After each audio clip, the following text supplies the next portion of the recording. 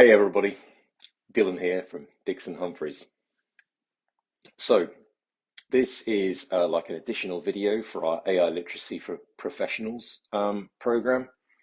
Um, and what the aim of this video is to give delegates a bit more of a deep dive into certain aspects of what we talk about. So this isn't necessarily stuff that we cover in the course itself, but it's more additional sort of material. So what we're going to talk about today is how a model like GPT-4 or 3 or 3.5 is trained. In this case, we're going to use Llama 2, which is a model by Meta, the 70 billion version. We're going to talk about how that was trained and the processes it went through.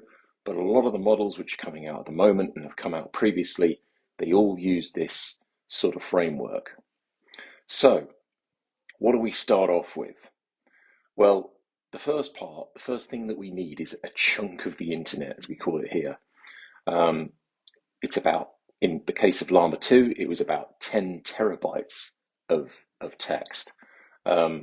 So it's a lot, okay? It's a lot of Reddit, it's a lot of Amazon products, it's a lot of potentially tweets, all sorts of content like that, just stuff that's out there on the internet.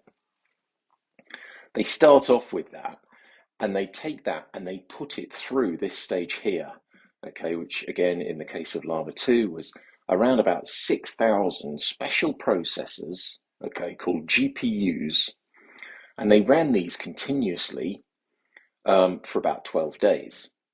And they ran it, the process that was running, okay, was looking at these words, if you like, all the words out of this 10 terabytes of text, and it was essentially trying to come up with a representation of that text.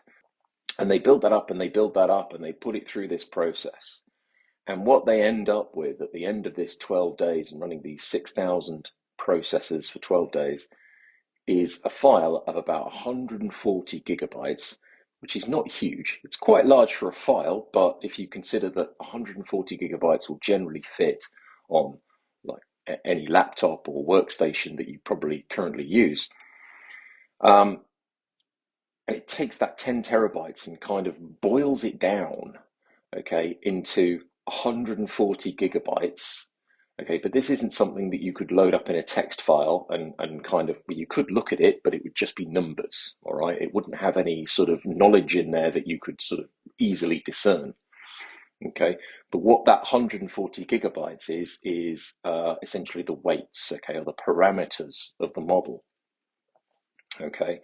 And that's what you have, and that is it. At that point, what you essentially have after you plug it into this this sort of software architecture called a transformer is that you have a model which is very good at predicting the next word. Okay, so at this stage you don't actually have a model that you can ask questions of and it gives you responses back. That comes later. What we have right now is just you would start the program and it would just start outputting text, and it would be text that would look like an internet document. Okay, so an internet document here is what you might call, you know, a Wikipedia article, a product on Amazon, a Reddit thread. Okay, it wouldn't even necessarily be representative of, it wouldn't be just copying something that was out there. It would be novel content, okay, but it would all look like things that were already out there on the internet, like blog posts, product pages, Wikipedia entries, and so on and so forth. And those sort of three steps, they're quite high level, but those broad three steps are what is the pre-training stage of training a model. Okay, it's the first stage of training a model. And what you have after you've done these three stages here is you have a base model. Okay, and as this implies here, in the pre-training phase, we're really looking for quantity over quality. So we're not too bothered about the quality of the information that's coming in.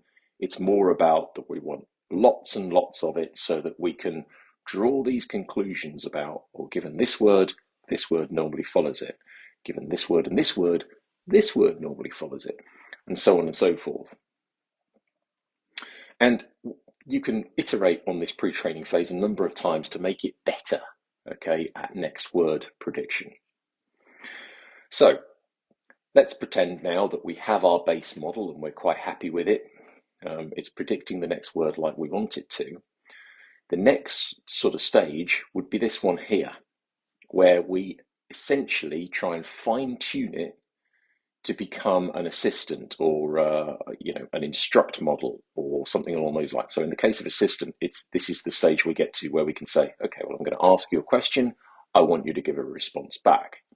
Okay, and at this point, this is very much fine-tuning. It's quality over quantity.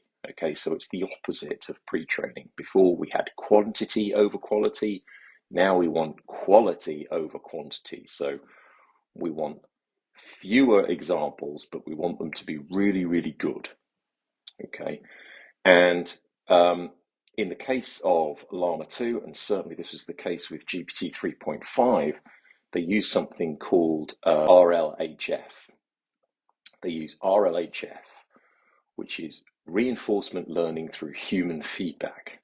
And what that means is that they got they got a big team of people, and they provided sample questions and answers. Those humans provided some sample questions and answers. So they're given a certain, write a poem in the style of, and then there was two alternatives, if you like. There was A and there was B. And then the human could say, oh, well, A was better than B. Okay. And then that way they could feed that back into the model, and they could train it further, fine-tune the model, right? Fine-tune the model on those questions and answers, and ergo, at the end of that process, they could come out with a model which, when given a question, could respond with a suitable answer.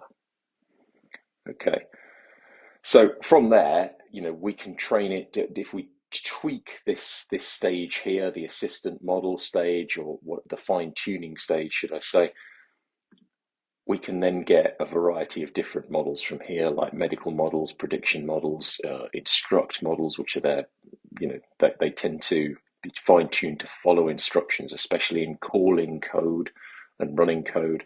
Sentiment analysis, for example, is the sentiment of this review good or bad, and so on and so forth.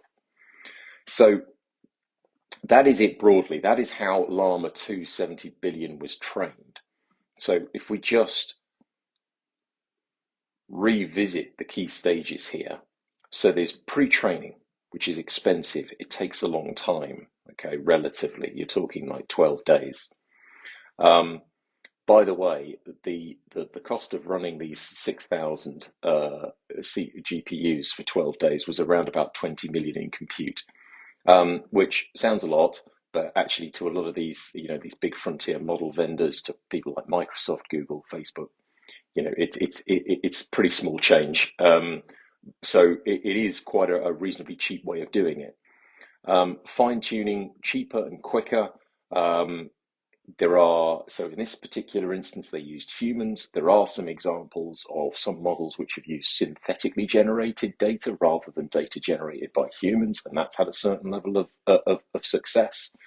But broadly speaking, it's these two stages. You've got pre-training, and then you've got the fine-tuning to make it do the thing that you actually want it to do, like whether it's an instruct model or whether it's an assistant model and you want people to interact with it in a question and answer sort of format.